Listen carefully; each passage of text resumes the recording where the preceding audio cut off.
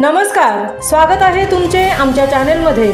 आवाज महामुंबईचा, शोध बातमीचा, कौल मनाचा। चला तर मग आमचे चॅनल शेअर करा, लाईक करा आणि सबस्क्राइब करा। धन्यवाद। बहुजन सेवेतील लालपरी प्रवासी वाहतुकीला खाजगी प्रवासी वाहनांचा विळखा। श्रीवर्धन आगार प्रमुख हतबल।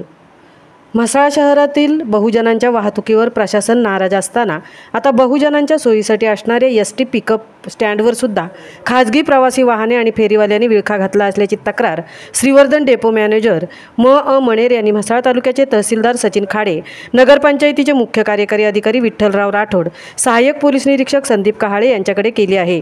पादचाऱ्यांना शहरातून चालण्यासाठी आणि फुटपाथवरील खरेदी सहज विनासायास करता यावी यासाठी नगरपंचायत, महसूल, पोलीस प्रशासनाने यावेळी विशेष काळजी घेऊन म्हसळा बाजारपेठेमधून एसटी वाहतूक न होण्यासाठी विशेष काळजी घेतली आहे। शहरातील संपूर्ण वाहतूक ग्राहकांच्या सोयीसाठी शहराच्या बाहेरून वळवल्यामुळे प्रवाशांना एसटी स्टँडवर येण्यासाठी रोज किमान ₹11 ते ₹15 भूर्दंड मोजून वेळेचा सुद्धा अपव्यय होत आहे। आवाज महामुंबईचा चॅनलसाठी संजय खांबेटेंसह तृप्ती भोईर, म्हसळा।